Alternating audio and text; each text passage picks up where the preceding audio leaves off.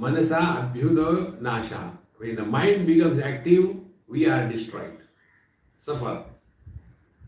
And mano nasha, when the mind is destroyed, mahodaya, the truth is revealed. Now be very attentive. This is very important topic about the destruction of the mind. See, we all are fed up of our mind and we do various techniques to control the mind or to destroy the mind. So what we do? Normal people like us, we'll take a cup of tea or coffee or relax some time, just lie down for 10 minutes, mind becomes cool. Or else engage in some physical activity for 5-10 minutes, mind becomes cool. There are other people, they will do pranayam, yoga. Third people, they will do some puja, poti. All of them are aimed only at controlling the mind. And the liquid spiritualist, they will be taking the drinks and the drugs for what? Controlling the mind. And all these efforts are invalid. They do not give you permanent solution. Then we have to kill the mind. See, now what is the meaning of killing the mind? This point we have discussed number of times in various satsanga. See, mind has got two functions. One function is it can perceive something. And second function is it can project after the perception. Like you are seeing me on your screen. Seen, but your mind is not quiet. Your mind is projecting. Why is Swami sitting like this? Is he all right or not? Projection. See?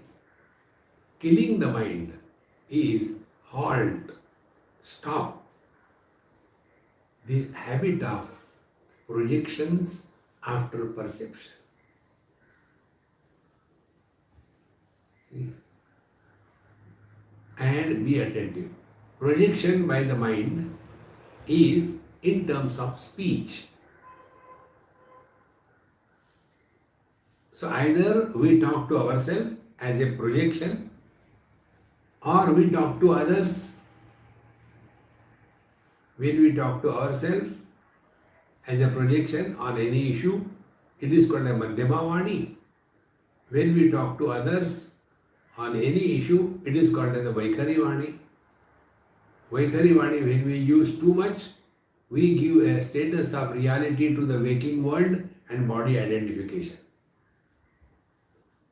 When we are able to keep quiet, don't talk to yourself, listen to silence, then slowly we are in a process of dissolving the mind in the consciousness.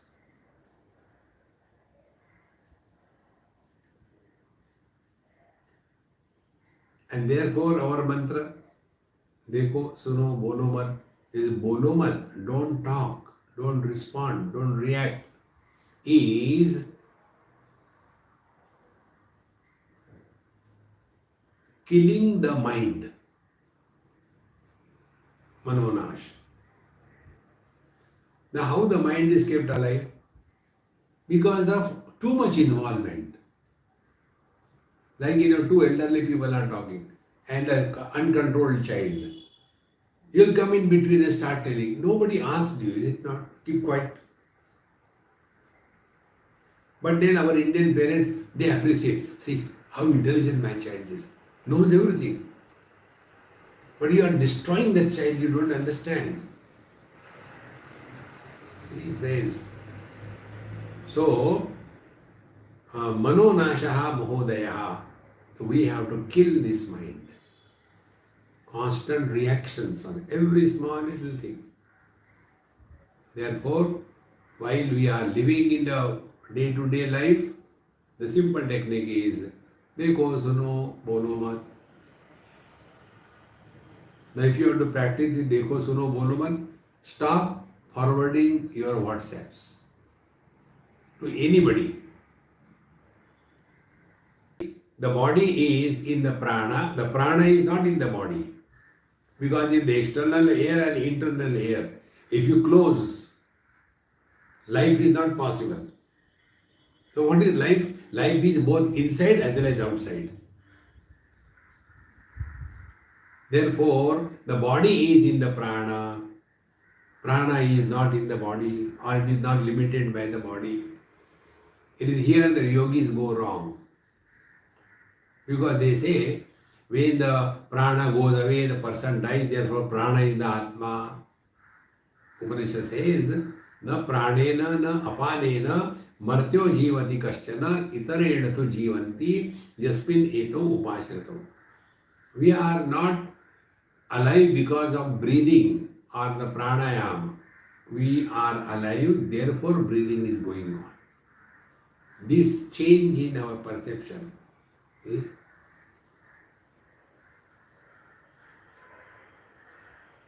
These are very subtle and very important points.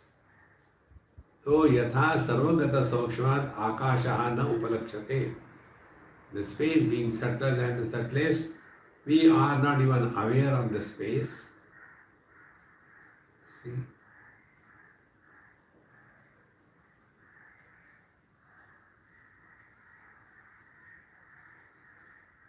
When we are sitting in a car, more people than possible. So then we push each other and say, hey, move a little bit, there is no space. You are seeing, you are talking, there is no space.